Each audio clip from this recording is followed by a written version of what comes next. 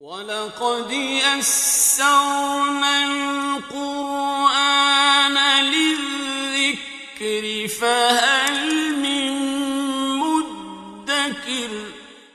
الحمد لله رب العالمين والصلاة والسلام على أشرف الأنبياء والمرسلين أما بعد فأعوذ بالله من الشيطان الرجيم من همزه ونفخه ونفثه بسم الله الرحمن الرحيم رب اشرح لي صدري ويسر لي أمري واحلل عقدة من لساني يفقه قولي اللهم انفعنا بما علمتنا وعلمنا ما ينفعنا وزدنا علما فبشر عباد الذين يستمعون القول فيتبعون أحسنه أولئك الذين هداهم الله فأولئك هم أولو الألباب أعوذ بالله من الشيطان الرجيم بسم الله الرحمن الرحيم وكأين من قرية عتت عن أمر ربها ورسله فحاسبناها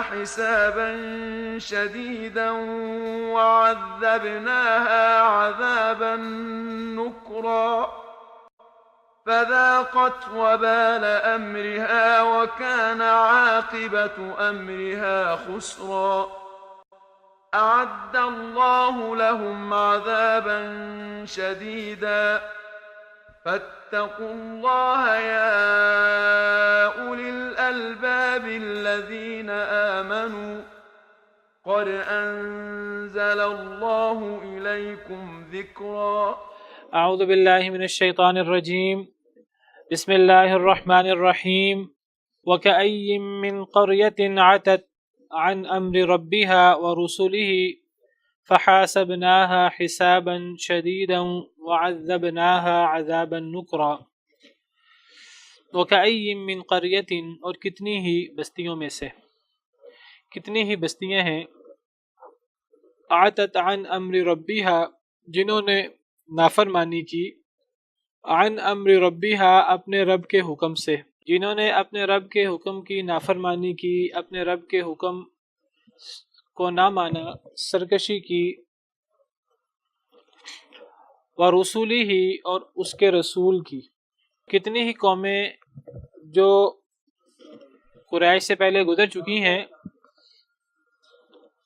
ان قوموں نے اپنے رب کا حکم بھی نہیں مانا اور اپنے رب کے رسول کا حکم بھی نہیں مانا نہ رب کا حکم مانا اللہ کا نہ جو اللہ نے رسول بھیجے ان رسول پر ایمان لائے اور وہ رسول جو اللہ کی طرف سے پیغام لائے ان رسول کا حکم بھی نہیں مانا اللہ اور اللہ کے رسول دونوں کی حکم سے سرکشی کی دونوں کے حکم کی خلاف ورزی کی تو جب پچھلی قوموں نے اللہ اور رسول کے حکم کی خلاف ورزی کی تو فحاسبناها بس ہم نے حساب لیا اس سے حسابا شدیدا بڑا ہی سخت حساب ہم نے اس سے بڑا ہی سخت حساب لیا یعنی دنیا میں وعذبناها عذابا نکرا اور ہم نے عذاب دیا اس کو عذابا نکرا بڑا ہی عذاب نکرا سے مراد ایسا عذاب ہے جو لوگوں کے لیے بڑا ہی تکلیف دہ ہو جو لوگوں کے لیے بڑا ہی اجنبی قسم کا ہو اصل میں نکرا ہم بولتے ہیں نکرا اور معرفہ نکرا کہتے ہیں کامن ناؤن کو اور معرفہ کہتے ہیں پراپر ناؤن کو معرفہ یعنی جانی پہچانی چیز جو ہمارے طبیعت کے مطابق ہو مزاج کے مطابق ہو اور نکرا وہ چیز جو جانی پہچانی چیز نہیں ہے اس کو ہم کامن ناؤن کو نکرا کہتے ہیں تو عذاب نکرا سے مراد ایسا عذاب ہے جو ہمارے مطابق نہ ہو جو چیز ہماری مزاج کے مطابق ہوگی وہ عذاب نہیں ہوگا اور جو چیز عذاب ہوگی تو انسانی جسم راحت چاہتا ہے اور چاہتا ہے اسے زیادہ سے زیادہ آرام ملے تو جب اسے عذاب ملے گا اور پھر وہ عذاب بڑا سخت قسم کا عذاب ہو بڑا ہی خطرناک قسم کا عذاب ہو تو ایسے عذاب کو عذاب نکرا کہہ دیتے ہیں بہت ہی عجیب بہت ہی غلط بات ہو ایسی بات کو منکر کہتے ہیں۔ سورہ کہف میں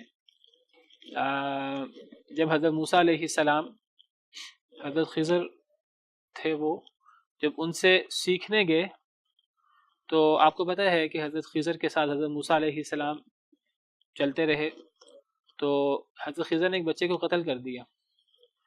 فانطلقا حتى اذا لقيا غلاما فقتله قال اقتلت نفسا زكية بغير نفس.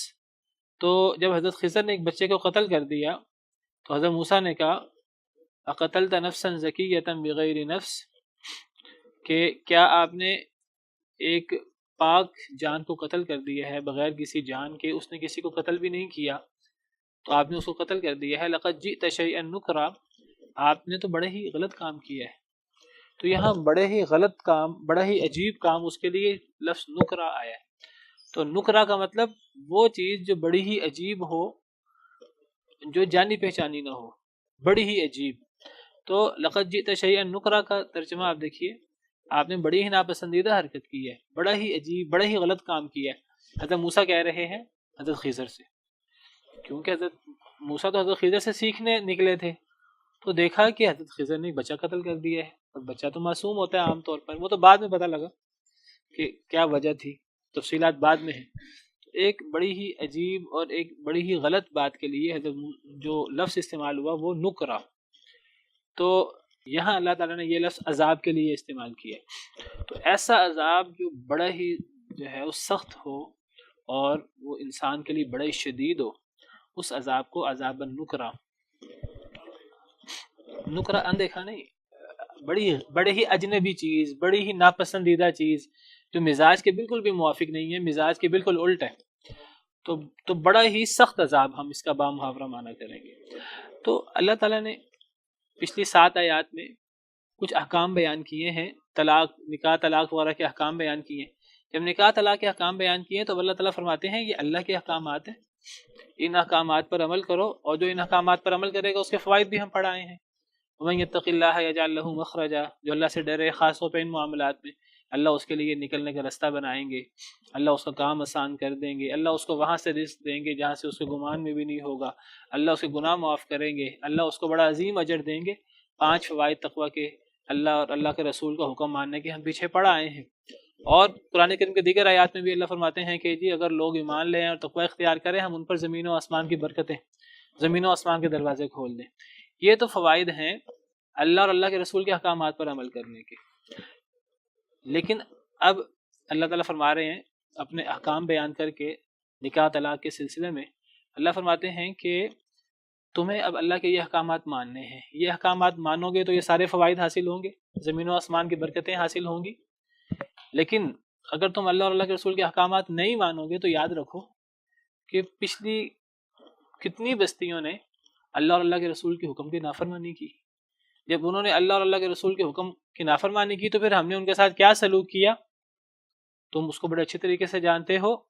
کتنی ہی بستیاں تھیں جنہوں نے اپنے رب کے حکم کی نافرمانی کی، اپنے رب کے رسول کے حکم کی نافرمانی کی. ہم نے ان کا بڑا ہی سخت حساب لیا، پھر ہم نے ان کو بڑا ہی سخت قسم کا عذاب دیا. تو اگر تم یہ احکامات جو قرآن کریم میں تمہیں اللہ نے بیان فرمائے ہیں عمومی طور پر، اور یہ جو خاص طور پہ طلاق کے احکامات ہیں، ان میں اگر اللہ اور اللہ کے رسول کے احکامات کی پیروی نہیں کرو گے تو یاد رکھو کہ بڑا ہی سخت عذاب تمہیں پہنچ سکتا ہے جس طرح پچھلی قوموں کو پہنچا.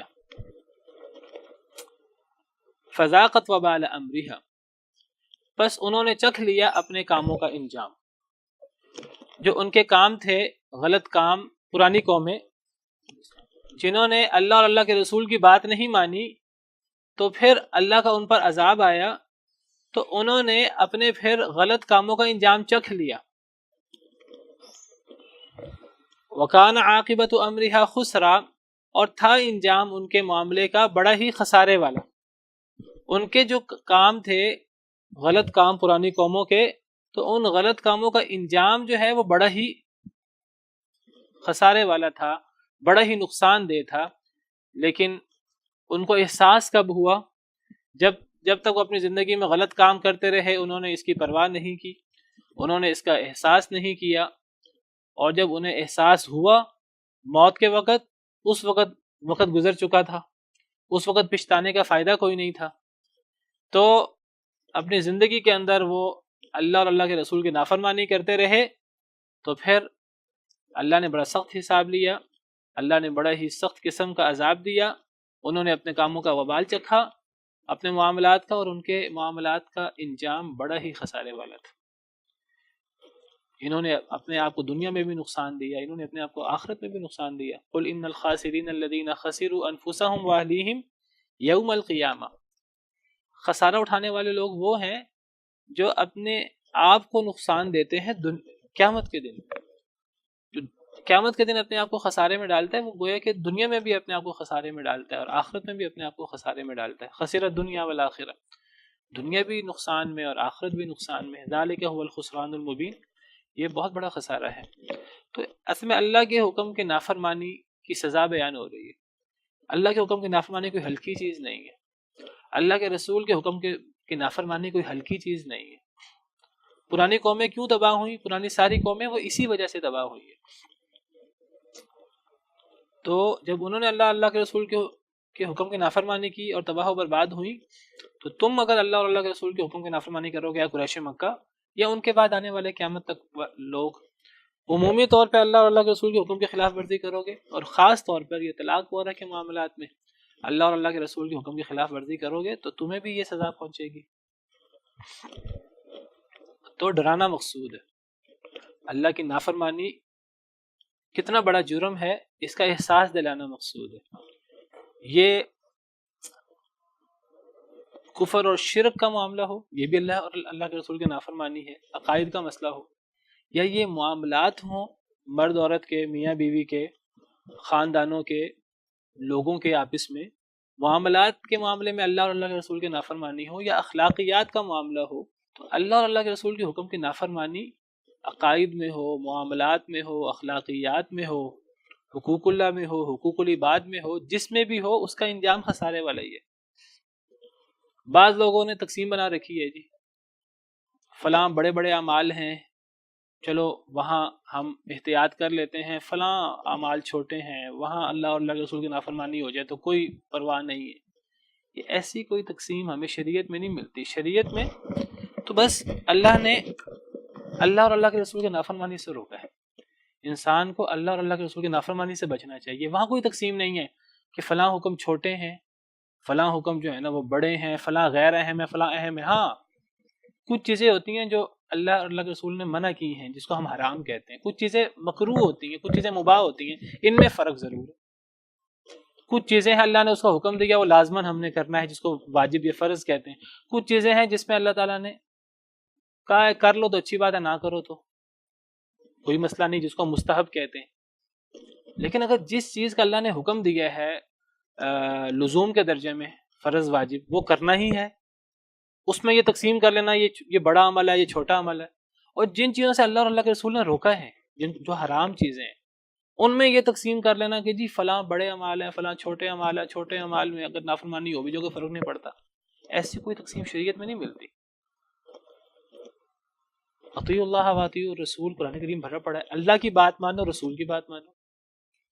وہاں یہ نہیں ہے کہ بڑی باتیں، بڑے احکام ماننے، چھوٹے نہیں ماننے۔ قرآن یہ کہتا ہے کہ فَلْيَحْذَرِ الَّذِينَ يُخَالِفُونَ عَنْ أَمْرِهِ أَن تُصِيبَهُمْ فِتْنَةٌ أَوْ يُصِيبَهُمْ عَذَابٌ أَلِيمٌ۔ ڈر جانا چاہیے ان لوگوں کو جو رسول کی مخالفت کرتے ہیں کہ کہیں انہیں فتنہ نہ آ جائے، کہیں انہیں عذاب علیم نہ آ جائے۔ یہاں کوئی اللہ نے تقسیم نہیں کی فلاں بڑے احکامات ہیں، فلاں چھوٹے احکامات ہیں، کیونکہ بڑے چھوٹے کی جو تقسیمیں ہم نے بنا رکھی ہیں، جی نماز روزہ کرنا ہے وہ بہت اہم ہے، باقی معاملات وہ نیچے بھی وہ ان میں عمل نہ بھی ہو تو کوئی مسئلہ نہیں ہے۔ یہ ہاں حرام میں، مکروہ میں فرق ہوتا ہے، فرض واجب میں، مستحب میں فرق ہوتا ہے، لیکن جس کا اللہ اور اللہ کے رسول نے حکم دیا ہے لزوم کے درجے میں وہ کرنا ہی ہے، اور جس سے اللہ اور اللہ کے رسول نے روکا ہے حرمت کے درجے میں، اس سے رکنا ہی ہے، اس میں فرق نہیں کرنا چاہیے۔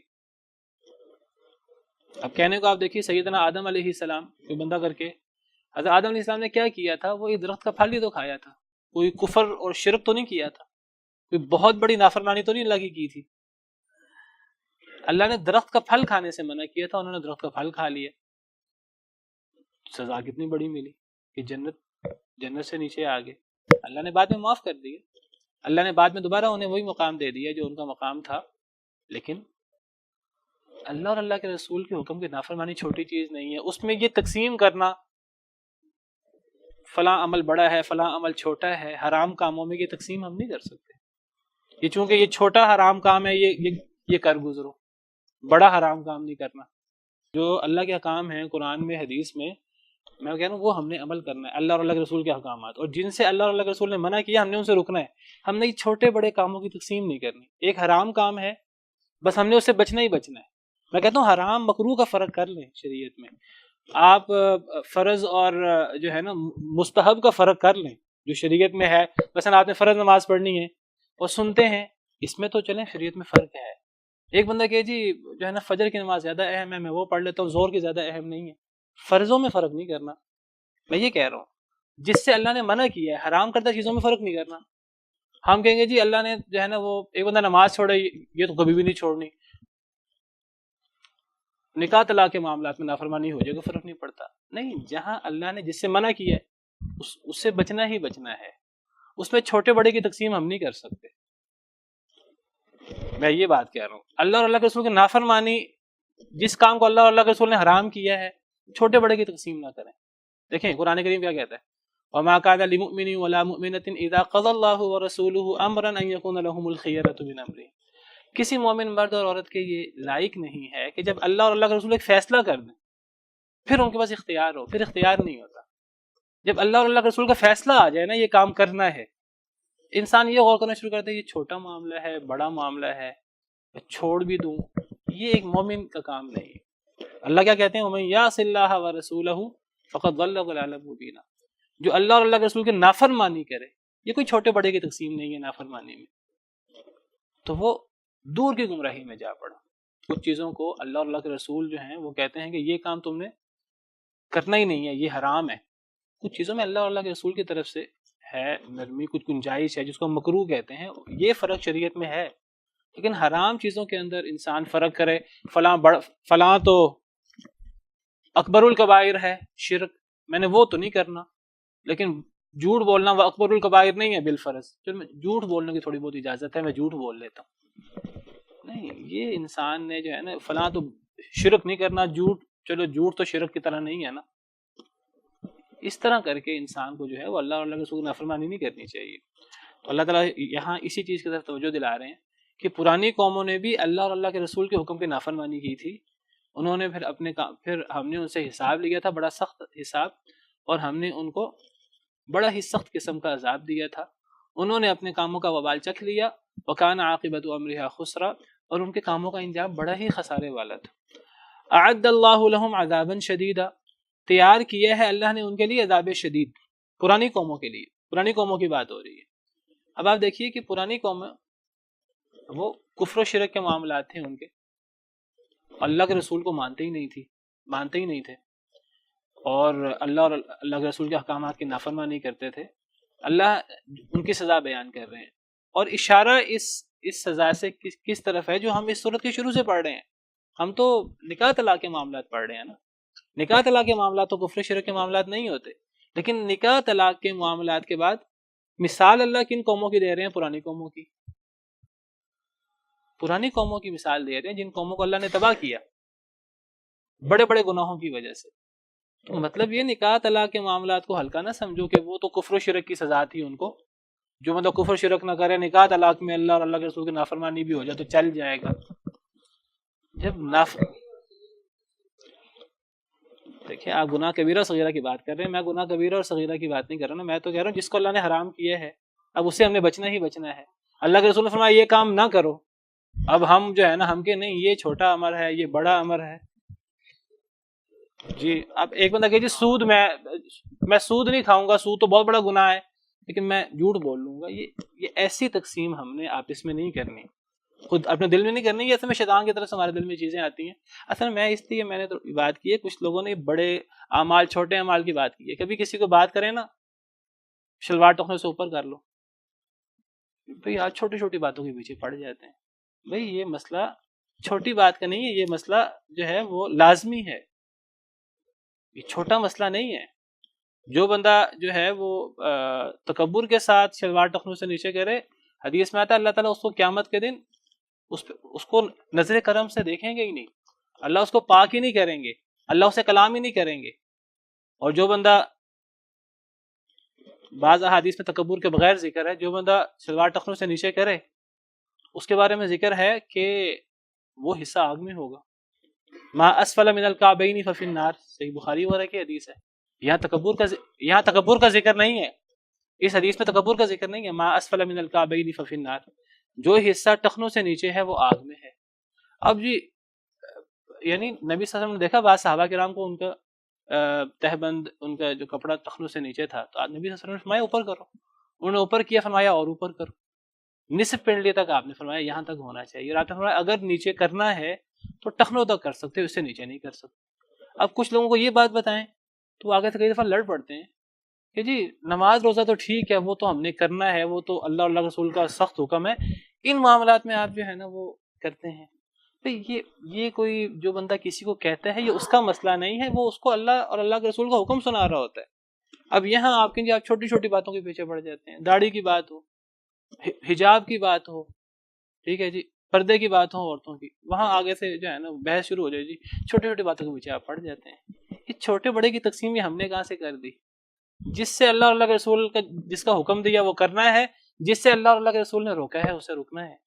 میں اصل میں یہ کہہ رہا ہوں، میں کہہ رہا ہوں کہ یہ دیکھیے یہ پوری صورت کا موضوع طلاق ہے.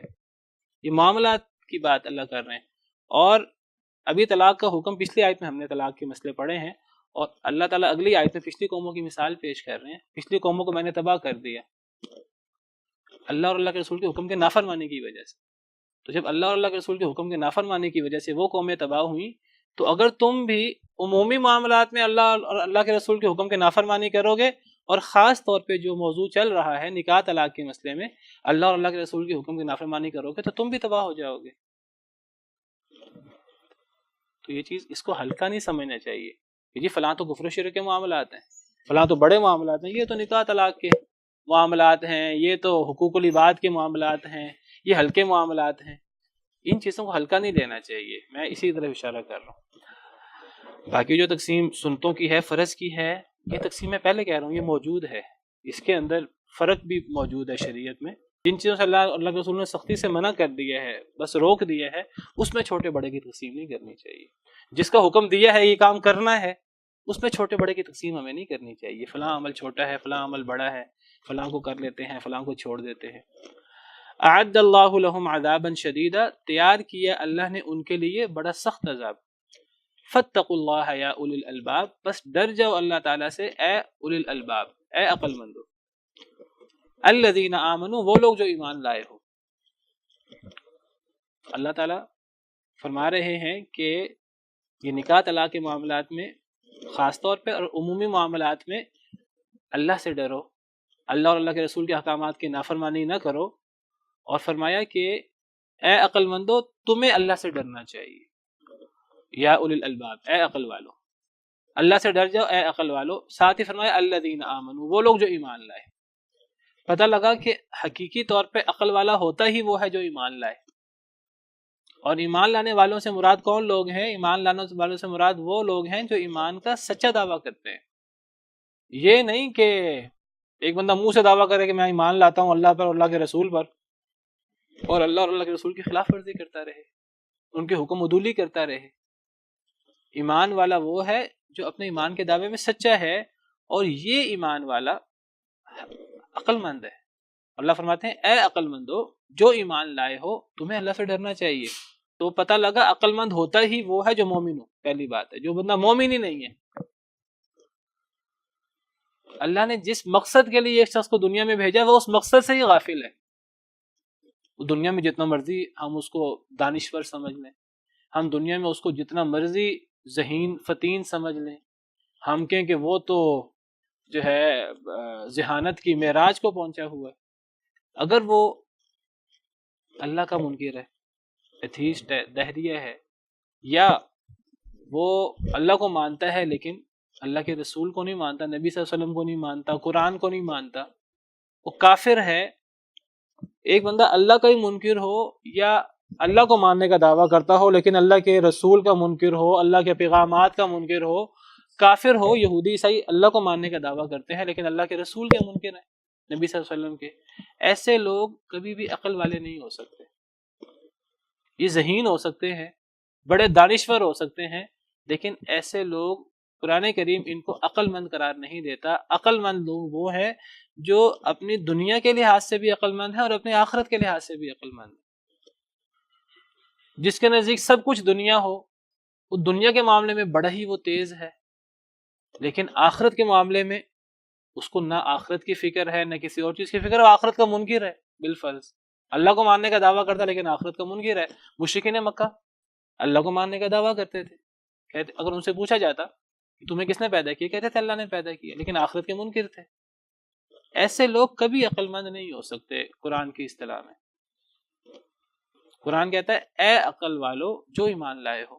ایمان والا جو اللہ اور اللہ کے رسول پر ایمان لایا، اس نے منہ سے دعویٰ کیا، پھر وہ دعویٰ صرف اس کا زبانی نہیں ہے، وہ اس دعوے پر عمل بھی کرتا ہے، ایسا ایمان والا عقل مند شخص ہے۔ اور اللہ ایسے لوگوں کو ان کے ایمان کا جو وہ دعویٰ کرتے ہیں، اللہ ان کو اس کا واسطہ دے کر کہہ رہے ہیں کہ تمہیں پھر اللہ سے ڈرنا چاہیے۔ جب تم کہتے ہو کہ میں اللہ پر ایمان رکھتا ہوں، میں اللہ کے رسول پر ایمان رکھتا ہوں، تو تمہارے ایسے لوگ ہی عقل مند ہوتے ہیں، اور تمہارے اس ایمان کا تقاضا یہ ہے کہ تم اللہ سے ڈر جاؤ۔ اگر تم اللہ سے اس کے باوجود نہیں ڈرتے تو کہاں گیا تمہارا ایمان کا دعویٰ؟ بس ڈر جاؤ اللہ سے اے عقل مندو، اے عقل والو، وہ لوگ جو ایمان لائے ہو، اے ایمان والو۔ قد انزل اللہ علیکم ذکرا، یاد رکھو کہ یہ جو تم احکام پڑھ رہے ہو یہ کوئی عام باتیں نہیں ہیں لوگوں کی۔ قد انزل اللہ، تحقیق نازل کیا ہے اللہ نے، الیکم تمہاری طرف، ذکر، یہ اللہ کی طرف سے نازل کردہ ذکر ہے جو تم پڑھ رہے ہو، یہ اللہ کے احکامات ہیں جو تم پڑھ رہے ہو۔ یہ ذکر سے مراد قرآن ہے۔ یا قرآن سے بڑی نصیحت کیا ہو سکتی ہے؟ جس طرح اللہ تعالیٰ نے سورہ حجر میں فرمایا انا نحن نزلنا الذکر وانا له لحافظون، بے شک ہم ہی نے ذکر کو نازل کیا اور ہم ہی اس کی حفاظت کرنے والے ہیں۔ قرآن کا ایک نام ذکر بھی ہے، کیونکہ ذکر قرآن کی بہت بڑی صفت ہے، نصیحت، یاد دہانی۔ یاد رکھیے کہ قرآن سے بڑی یاد دہانی کوئی نہیں ہے، قرآن سے بڑا ذکر کوئی نہیں ہے۔ صاد والقرآن ذی ذکر، قسم ہے قرآن کی جو ذکر والا ہے۔ تو قرآن کے ناموں میں سے ایک نام ذکر ہے، نصیحت۔ تو قد انزل اللہ علیکم ذکر، تحقیق نازل کیا ہے اللہ نے تمہاری طرف قرآن، ذکر اللہ نے تمہاری طرف نازل کیا۔ یہ تم احکامات پڑھ رہے ہو، قرآن کے احکامات پڑھ رہے ہو، ان کو ہلکا نہیں لینا، یہ اللہ کے احکامات ہیں، ان کو اللہ کا حکم سمجھ کے تم نے عمل کرنا ہے، اور ان احکامات کے نافرمانی کرتے ہوئے ذرا اللہ سے ڈر جانا۔ فاتقوا اللہ یا اولی الالباب، عمومی طور پر اور خاص طور پہ جو اس صورت کا موضوع ہے۔ نکاح طلاق میں کئی دفعہ کہہ چکا ہوں، نکاح طلاق کے معاملات کو کبھی ہلکا نہ لیجیے، ان معاملات میں اللہ نے خاص طور پہ اپنے تقوی کا حکم دیا ہے، اور یا یاد رکھیں یا یاد ساری، خاص طور پہ نکاح طلاق کے معاملات میں ہے، عمومی طور پہ دیگر معاملات کے بارے میں۔ اذان کی بات پڑھ لیتے ہیں۔ وہ کہتے ہیں کہ جی وہ جن احادیث میں ٹخنوں سے نیچے شلوار رکھنے سے منع کیا گیا وہ تکبر کے ساتھ ہو تو حرام ہے، تکبر کے بغیر کر سکتے ہیں، حالانکہ یہ بات صحیح نہیں ہے۔ اصل میں بعض احادیث میں شلوار وغیرہ ٹخنے سے نیچے کرنے کو ہی تکبر قرار دیا گیا ہے۔ میں آپ کو بتاتا ہوں ابھی ایک منٹ۔ کچھ عمل بذات خود تکبر ہوتے ہیں، یہ شلوار ٹخنوں سے نیچے تکبر، شلوار، یہ دیکھیے یہ حدیث ہے، نبی صلی اللہ علیہ وسلم نے فرمایا یہ وَإِيَّاكَ وَإِسْبَالَ الْإِزَارِ، کہ بچو ازار لٹکانے سے، یعنی ازار سے مراد تہبند، شلوار، پتلون وغیرہ جو بھی ہو، اسبال ازار سے بچو، فَإِنَّهَا مِنَ الْمَخِيلَةِ، یہ تکبر ہے، یہ عمل خود تکبر ہے، وَلَا يُحِبُّهَا اللَّهُ، اس کو اللہ پسند نہیں کرتے، تو یہ عمل تکبر ہے۔ اب یہ تکبر والا عمل کوئی شخص تکبر کی نیت سے کرے، اس کی سزا بہت سخت ہے، اس کی سزا صحیح احادیث، صحیح بخاری وغیرہ کی مشہور احادیث ہیں کہ جی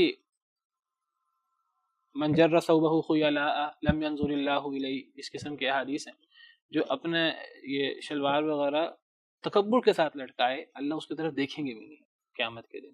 اور حدیث میں آتا ہے، صحیح بخاری کی حدیث ہے، ایک شخص اپنے ازار کو لٹکائے جا رہا تھا تو اللہ تعالیٰ نے اسے زمین میں دھنسا دیا، صرف اس وجہ سے اپنا ازار لٹکائے جا رہا تھا، اللہ نے اسے زمین میں دھنسا دیا۔ تکبر کا ذکر ہے اس حدیث میں۔ یہ عمل ہی تکبر ہے۔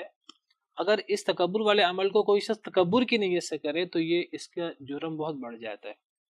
اگر کوئی شخص اس کو تکبر کی نیت سے نہیں کرتا، لاپرواہی سے کرتا ہے، اس کی بھی سزا ہے، جس کو عام لوگ جو ہے نا وہ بعض لوگ نہیں سمجھتے اس کو۔ میں نے آپ کو جو حدیث بیان کی، ابھی آپ کو میں نے حدیث بیان کی تھی، صحیح بخاری کی حدیث ہے کہ ما اسفل من الکعبین ففی النار۔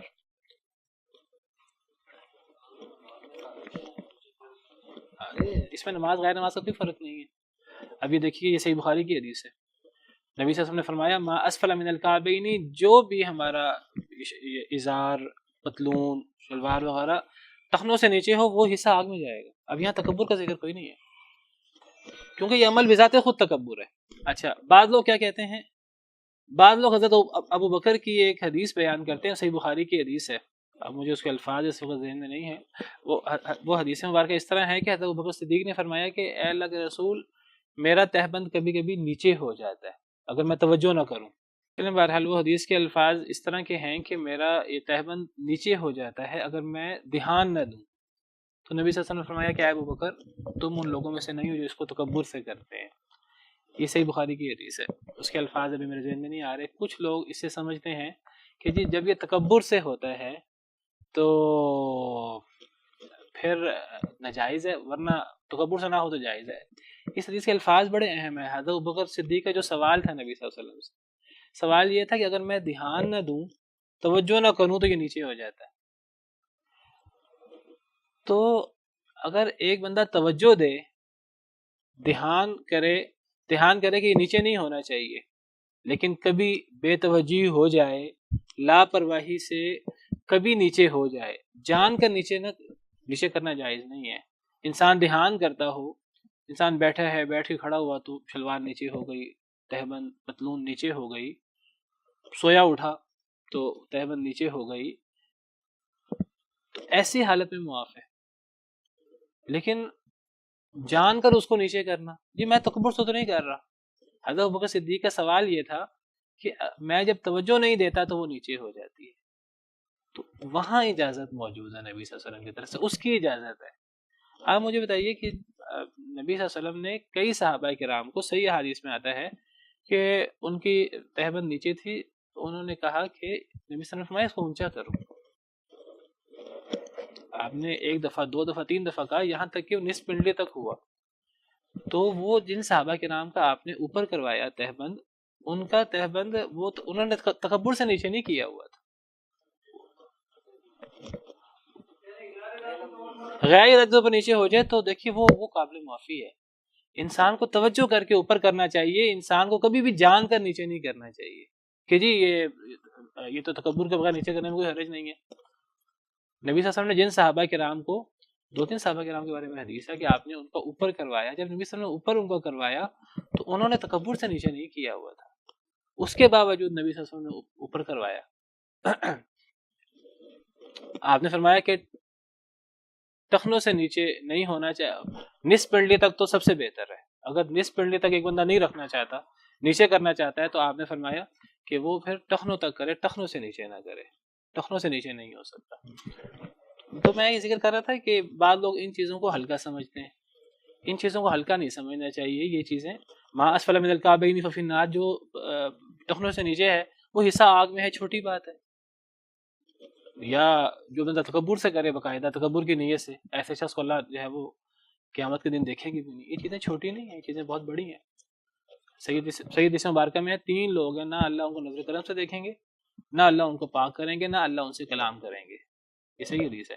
ان تین لوگوں میں سے ایک شخص جو ہے وہ ازار ٹخنوں سے نیچے کرنے والا ہے۔ جی دیکھیے حدیث مبارکہ میں آتا ہے کہ ایک صحابی نبی صلی اللہ علیہ وسلم کے پیچھے پڑھ رہے تھے قرآن اونچی آواز سے، نبی صلی اللہ علیہ وسلم نے فرمایا مجھ سے جھگڑا کیوں ہو رہا ہے؟ تو کون مجھ سے جھگڑا کر رہا تھا، یعنی کون قرآن اونچا پڑھ رہا تھا؟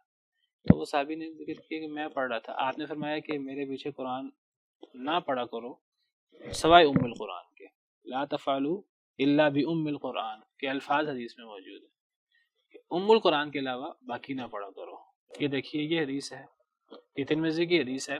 حضرت عبادہ بن صامت کی حدیث ہے کہ نبی صلی اللہ علیہ وسلم نے نماز پڑھائی صبح کی، فثقلت علیہ القراءۃ، آپ پر نماز بوجھل ہو، قرات بوجھل ہو گئی کیونکہ پیچھے ایک صحابی پڑھ رہے تھے. فلما انصرف، جب آپ پلٹے تو آپ نے فرمایا انی اراکم تقرؤون وراء امامکم، میں تمہیں دیکھتا ہوں تم اپنے امام کے پیچھے پڑھتے ہو. قال، راوی کہتے ہیں قلنا، ہم نے کہا یا رسول اللہ ای واللہ، جی ہاں اللہ کی قسم ہم پڑھتے ہیں امام کے پیچھے. آپ نے فرمایا لا تفعلوا، نہ کرو الا بام القرآن، سوائے سورہ فاتحہ کے، فإنه لا صلاة لمن لم يقرأ بها، جو سورہ فاتحہ نہ پڑھے اس کی نماز ہی نہیں ہوتی. اب آپ دیکھیے بعض لوگ کہتے ہیں جی یہ سری نمازوں میں ہے یا انفرادی نمازوں میں ہے. یہاں تو انفرادی نماز کی بات نہیں ہو رہی. نبی صلی اللہ علیہ وسلم کو قرآن کی سائد کا نہیں پتا تھا جب آپ یہ حکم دے رہے تھے. اصل میں ہمارا یہ موضوع نہیں تھا، ہم نے موضوع شروع کر دیا اور پھر بات لمبی بھی ہو جاتی ہے. دیکھیے نبی صلی اللہ علیہ وسلم پر قرآن نازل ہوا، قرآن کو سب سے بہتر نبی صلی اللہ علیہ وسلم سمجھتے ہیں، اور یہاں نبی صلی اللہ علیہ وسلم فرما رہے ہیں کہ تم میرے پیچھے پڑھتے ہو. تو صحابہ کرام نے کہا جی ہم آپ کے پیچھے پڑھتے ہیں. اب آپ سے بڑھ کر قرآن کو کون جاننے اور قرآن کی تفسیر کون جاننے؟ آپ فرما رہے ہیں کہ سورہ فاتحہ کے علاوہ میرے پیچھے کچھ نہ پڑھا کرو. یعنی کے بارے میں آتا ہے کہ آپ ٹھہر ٹھہر کے پڑھتے. جی جی بات یہ ہے کہ جب وقفہ دیتے تھے اس وقت پڑھ دیتے تھے. جی جی جی جی یہاں پہ تو ایسی بات نہیں ہے کوئی. دیکھیں میں کہتا ہوں امام کو ٹھہر ٹھہر کے پڑھنا چاہیے. کوئی بھی امام نہیں پڑھتا، مجھے بات نہیں پڑھتے، دوسرے بھی نہیں پڑھتے. یہ تو ایسے چلے بات تو آگے چلی گئی. میں اصل میں یہ کہہ رہا ہوں کہ اگر کوئی امام کو آہستہ پڑھنا چاہیے، وقفہ دینا چاہیے. اگر امام وقفہ نہیں دیتا آپ کو امام کے ساتھ پڑھ لینی چاہیے، کیونکہ صرف فاتحہ کے بغیر نماز نہیں ہوتی. حدیث بڑی واضح ہے. امام کو چاہیے امام وقفہ دے، اور امام وقفہ دیتے ہیں جن کو اس حدیث کا پتہ ہے وہ اہتمام کرتے ہیں تو وہ وقفہ دیتے ہیں. جو وقفے کے بغیر ایک امام جلدی جلدی پڑھ لیتا ہے تو ہمیں اس کے پیچھے ہمیں صرف فاتحہ پڑھنی ہے. کیونکہ دیکھیے نبی کریم، یہ حدیثیں ہمارے بڑی اہم ہے. وہ صحابی اتنا اونچی آواز سے پڑھ رہے تھے کہ نبی صلی اللہ علیہ وسلم پر قرات بوجھل ہو گئی، آپ کے لیے پڑھنا مشکل ہو گیا. آپ نے اس موقع پر بھی کیا فرمایا کہ میرے پیچھے عام قرات نہ کرو، میرے پیچھے صرف فاتحہ پڑھ لو. اب نبی صلی اللہ علیہ وسلم سے زیادہ اس آیت کی تفسیر کون جانے؟ بات صحیح ہے. یہ حدیث موجود ہے کہ نبی صلی اللہ علیہ وسلم وقفہ دیتے تھے، اصحابی پیچھے پڑھتے تھے. مجھے آپ ایسے بتائیے کہ اگر نبی صلی اللہ علیہ وسلم وقفہ دیتے تھے، اگر ایک بندہ وقفہ نہیں دیتا تو ساتھ ساتھ پڑھ لیں. دیکھیں سورہ فاتحہ کے بغیر نماز نہیں ہوتی. حضرت ابو ہریرہ سے کسی نے پوچھا کہ جی میں امام کے پیچھے ہوتا ہوں میں کیا کروں؟ جب یہ حدیث بیان کی کہ سورہ فاتحہ کے بغیر نماز نہیں ہوتی، امام کے پیچھے ہم کیا کریں؟ انہوں نے فرمایا دل میں پڑھ لو، اقرا بہا فی نفسک یا فارسی. یہ صحابہ کرام نے جو سمجھا اس حدیث مبارکہ سے میں آپ کو بیان کر رہا ہوں. دیکھیے امام وقفہ کرے تو وقفے کے درمیان پڑھ لیں، امام سورہ فاتحہ اور سورت کے درمیان وقفہ دے اس کے درمیان پڑھ لیں. اگر نہیں دیتا امام وقفہ آپ امام کے پیچھے پیچھے پڑھ لیں. نہیں وہ تو آئیڈیل بات ہے نا، وہ تو آئیڈیل بات ہے. اگر اس پہ عمل کوئی بندہ نہیں کر رہا تو سوال تو تب ہے نا، تو آئیڈیل بات ہے. وہ تو ہو جائے پھر مسئلہ ہی کوئی نہیں ہے. دل میں پڑھنے سے مراد کیا ہے؟ آہستہ پڑھنا. پڑھے ہی نا اقرأ بہا فی نفسک یا زبان نہ لائے ویسے. جب زبان نہ ہلے اس کو پڑھنا نہیں کہتے، اس کو سوچنا کہتے ہیں. پڑھنا اس کو کہتے ہیں جو اقرأ بہا فی نفسک یا فارسی، اے فارسی اس کو اپنے دل میں پڑھ لو. پڑھنے کا مطلب اس کو آہستہ پڑھو. دل تو نہیں پڑھتا، پڑھتی تو زبان ہی ہے سر. بھائی اس کو پھر سوچنا کہتے ہیں، اس کو پڑھنا نہیں کہتے. دل میں پڑھنا کیا ہے؟ آپ آہستہ پڑھیں، دوسروں کو آواز سنائی نہ دے، یہ ہے دل میں پڑھنا. آواز نہ اس کی آئے، یہ ہے دل میں پڑھنا. آپ کے سوچنے کو پڑھنا کہتے ہی نہیں ہے. میں دیکھیں ایک چیز سوچ رہا ہوں اپنے دل میں، اس کو کوئی بندہ نہیں کہے گا میں پڑھ رہا ہوں. میں ایک چیز دل میں سوچ رہا ہوں، سوچنے کو پڑھنا نہیں کہتے، پڑھنا تو پڑھنے کو کہتے ہیں. جی جی باقاعدہ حضرت ابو ہریرہ کی حدیث ہے، صحیح مسلم کی شاید حدیث ہے. ان سے کسی نے سوال کیا کہ ہاں جی تو جی چلیں سبحان ربک رب العزت عما یصفون وسلام علی المرسلین والحمد للہ. بالقرآن اهتديت في رحمه تحلو الحياة شوقا